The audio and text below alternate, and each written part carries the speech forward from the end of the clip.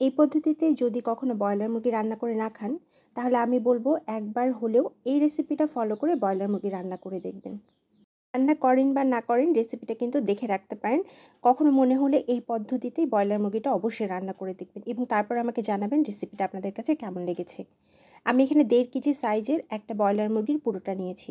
প্রথমে এখানে লবণ এবং হলুদ মানে 1 চা চামচ লবণ এবং 1/2 চা চামচ হলুদ দিয়ে মুরগিটাকে ভালোভাবে মাখিয়ে নিব। আর তার আগে কিন্তু মুরগিটা খুব ভালোভাবে ধুয়ে স্ট্রেইনারে দিয়ে পানি ঝরিয়ে নিয়েছি। হলুদ লবণ মাখিয়ে মুরগিটাকে 10 মিনিটের মতো রেস্টে রাখবো।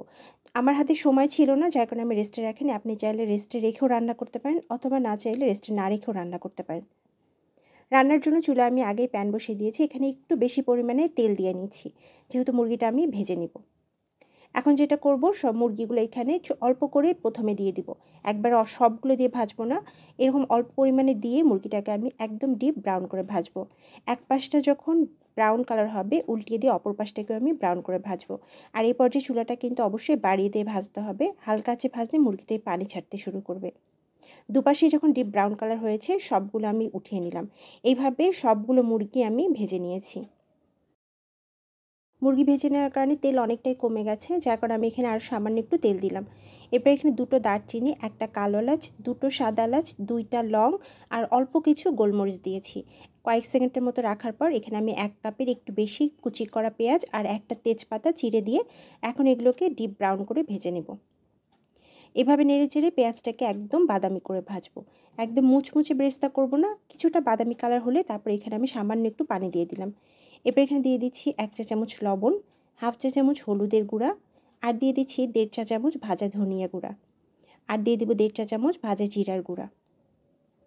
এখন দিয়ে দেব 2 চা চামচ আদা রসুন বাটা। আদা এবং রসুন সমপরিমাণে নিয়ে বেটে নিয়েছি। আর এই রান্নার মূল আকর্ষণ যেটা, সেটা হলো এই শুকনা মরিচ বাটা। আর এই শুকনা মরিচ বাটা দিয়ে রান্না করার কারণে কিন্তু মুরগিটা খেতে অনেক বেশি মজার ছিল। আমি এখানে একটু ঝাল করে রান্না করেছি, যার কারণে আমি এখানে 1.5 চামচ পরিমাণে শুকনা মরিচ বাটা দিয়েছি। এই মরিচগুলো কিন্তু অনেক বেশি ঝাল, যার কারণে খুব বেশিও দিতে হয় না। এখন যেটা করেছি, মশলাটাকে প্রথমে কষিয়ে নিলাম। খুব সামান্য একটু পানি দিয়ে মশলাটাকে একদম ভালোভাবে কষিয়ে নিয়েছি, মশলার কাঁচা গন্ধ চলে যাওয়ার পর্যন্ত এবং মশলা থেকে তেল ছেড়ে আসা পর্যন্ত। এরপর যেটা করলাম, ভেজে রাখা চিকেনগুলো দিয়ে মশলার সাথে ভালোভাবে মিক্সড করে নিলাম। এখন যেটা করব, চিকেনটাকে একদম কষিয়ে নিতে হবে প্রায় 10 থেকে 15 মিনিটের মতো। প্লেটটা সামান্য একটু পানি দিয়ে ধুয়ে ঢেকে আমি এটাকে কষিয়ে নিব।